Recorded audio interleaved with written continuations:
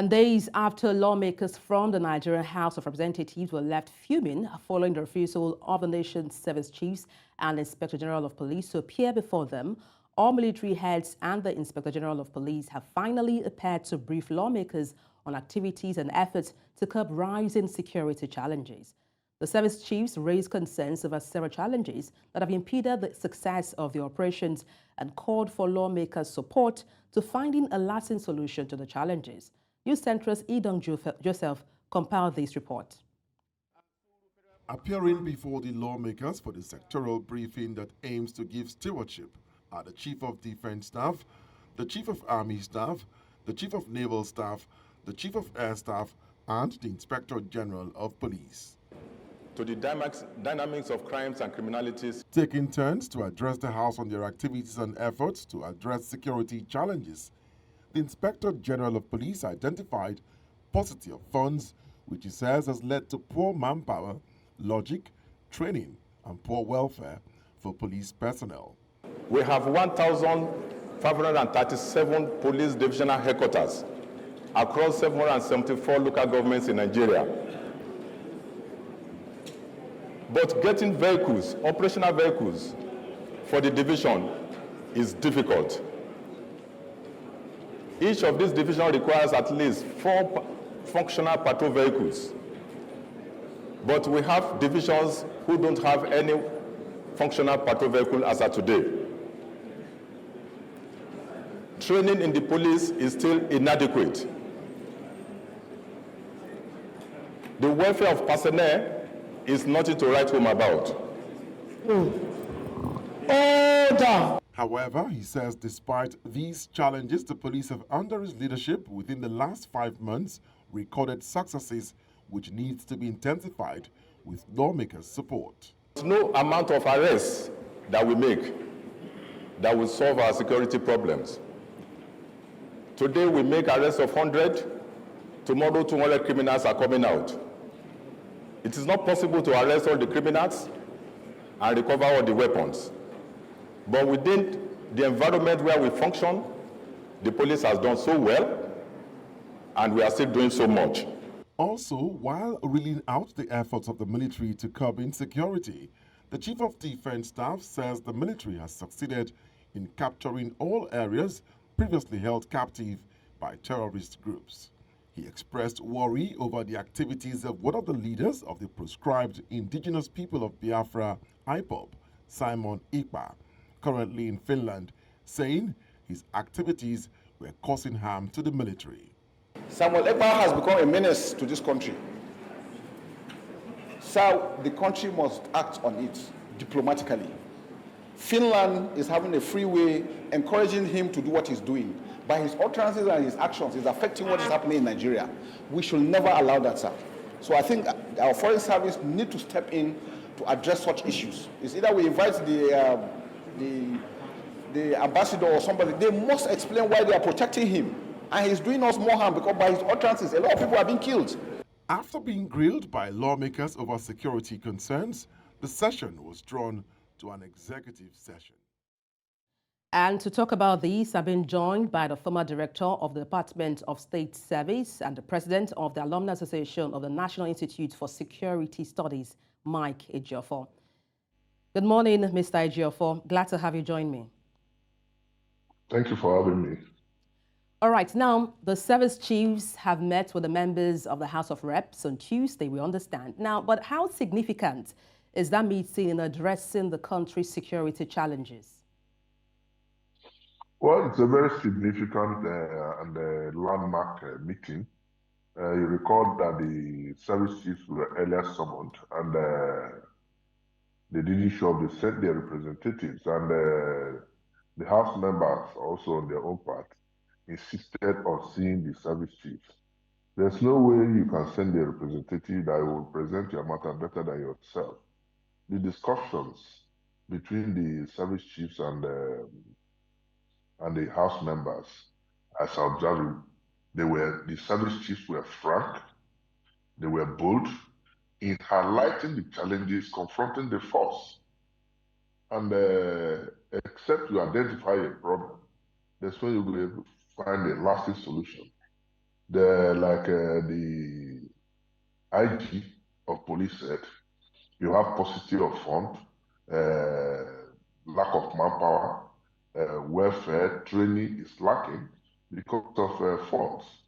And these are very basic issues that if we don't get them addressed, you will not get effective force. On the part of my take from the Chief of Defense Staff, for instance, I've said this is times that number. The activities of Simon Ekman in Finland is quite disturbing because he cannot be in Finland having good times and giving directives in Nigeria. And there seems to be a crack in their relationship. That's why I take a very serious side with the CDS.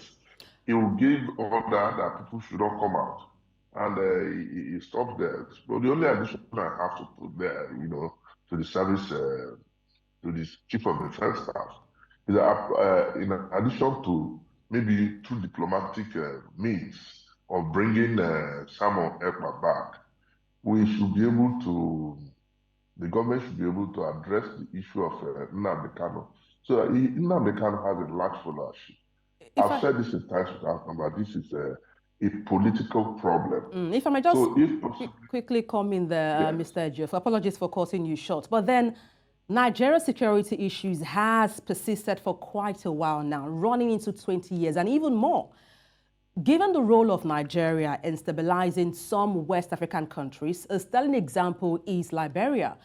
Why do you think our own security issues seemingly remained insurmountable? Well, you see, the issue of Liberia was a one-pronged fight. It was not an asymmetric war. What we are fighting is asymmetric. If you go to the Northeast, for instance, you have Boko Haram confronting us. You go to North Central, you see kidnapping, mass kidnapping, banditry, and the rest of them. You go to South, you have the issue of resource control. And in the East, you have IPOB operating there. So like I was saying, you have a lot of challenges. They are multidimensional and they require multidimensional solutions. In the Southeast, I was saying before you interjected, when you have the issue of IPOB, let's address the problems as they appear and then get solutions to them. For instance, if Nnamdi Kanu is released, unconditionally or based on the court order, he will be able to control his followers and the criminal elements operating under directives, unquote now, of Simon Ekman will be put under control.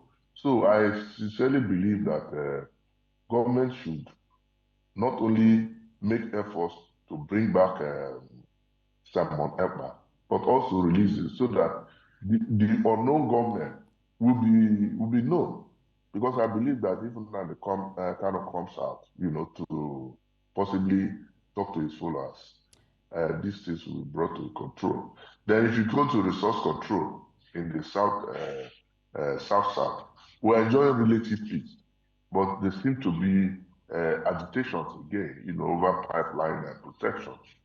Then the issue of Boko Haram, you see they are still attacking. Only you are to hear in your news item, you see that police station, even though it's not related, that these are irresponsible acts, between there needs to be synergy within the forces. Then the mass kidnapping and the banditry in North Central is something we also have to study and see how we can bring them up.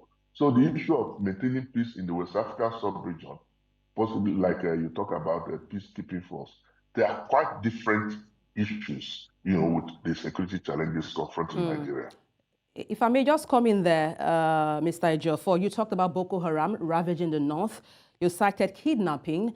You talked about the east having challenges of IPOB. But then again, do you think we have the necessary hardware or perhaps software in tackling our security challenges?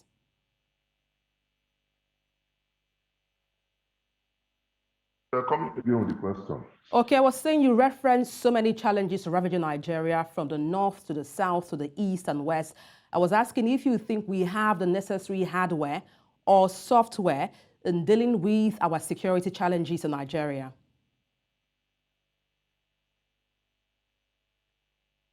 Mr. Ejiofor, are you there?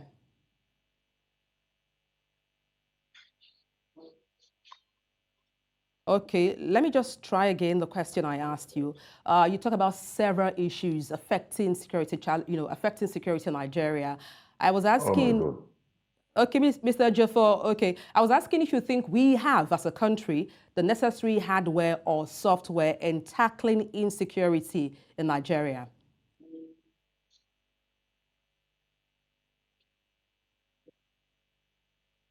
Mr. Ejiofor, can you hear me? Yes. You see, you're talking of hardware. Those are the issues highlighted by the service chiefs. We are not very well equipped. We're underfunded. The security agencies are underfunded. They don't have the necessary hardware. So we need to intensify, funding of our security agencies to ensure that we achieve the desired results. Mm. Let's talk about the House of Reps for a minute. What's your own assessment of how the House of Representatives is addressing the rising challenges of insecurity in Nigeria? Well, everybody is showing concern. So the House of Representative members also showed concern. And the service chiefs have come in to highlight their challenges for being not, I wouldn't say ineffective, the challenges they are having, the handicaps that is impeding the successful operation in that area. So now that the problems have been tabled by the service chiefs, it's now left for the House of Rep member, not only the House alone, but the Senate, to review the budgeting of security. Because, like I always said, if we don't have security, if there's no peace, there will never be any meaningful development. We need to address our security challenges so that people can go about their normal duties. All right, thank you so much for your time. Mike Ejiofor, former director of the Department of State Service, DSS. Thank you so much. Thank you for having me.